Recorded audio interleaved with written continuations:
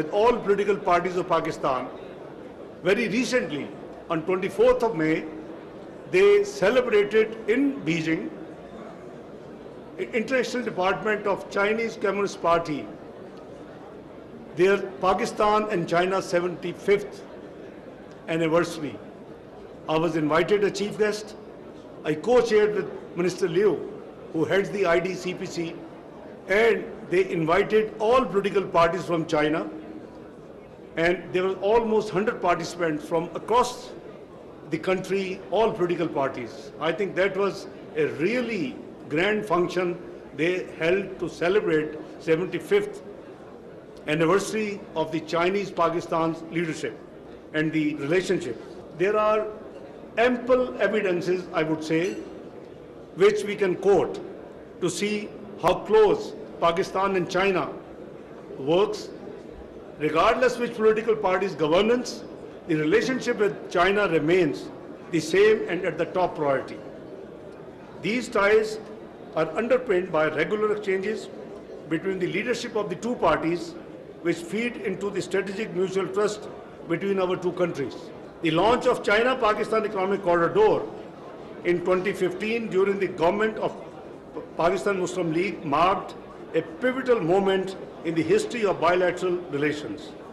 Not only did the CPEC expand the scope of practical cooperation, it helped Pakistan successfully overcome the daunting challenges of electricity shortages in pre-2013-14, and it supported Pakistan economic development, and the all outages, which were almost 18 to 20 hours in the urban areas and 20 to 21 hours in rural area, all got vanished.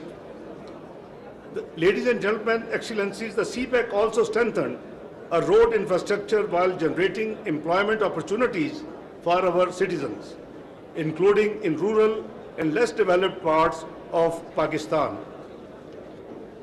Now the CPEC second phase is focused on high quality development with priority areas including industrialization, agriculture, mines and minerals, IT and human resource development. Excellencies, ladies and gentlemen, I am delighted to share that a mutually reinforcing relationship exists between the CPEC 2.0 and Pakistan's 5 E's framework for development that prioritizes exports, e-Pakistan, environment and climate change, energy and infrastructure, and equity and empowerment. I am confident that this alignment of visions between China and Pakistan will bring even greater prosperity, innovation, and shared growth for our two peoples.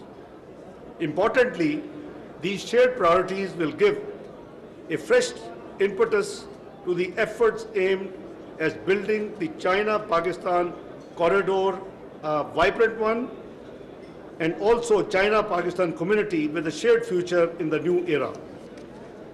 Excellencies, ladies and gentlemen, today's anniversary comes against the backdrop of an uncertain regional and institutional situation. As a peace-loving nation, Pakistan continues to advance the mediation process through persistent outreach and sustained engagement. Excellencies, ladies and gentlemen, thankfully, the peace efforts achieved the signing of the historic Islamabad Memorandum of Understanding between the US and Iran on 18th of June this year. These peace efforts were greatly supported by President Xi Jinping, visionary 4-point peace proposal which advocated dialogue as the means to solve differences. Pakistan has the same policy. Last year, Pakistan has its turn as presidency of the UN Security Council. In May last year and then July 2025, particularly May, China had the presidency. In July, Pakistan had the presidency. And the theme we selected for the ministerial debate in New York in the UN Security Council meeting and during Pakistan presidency was multilateralism, disputes solution through the dialogue and diplomacy. So Pakistan and China work together for the peace and security of the globe, and obviously which includes the region. Pakistan and China also joined hands on 31st of March 2026 when I visited at the invitation of Foreign Minister Wang Yi, and we both discussed the China-Pakistan 5-point peace initiative for Middle East.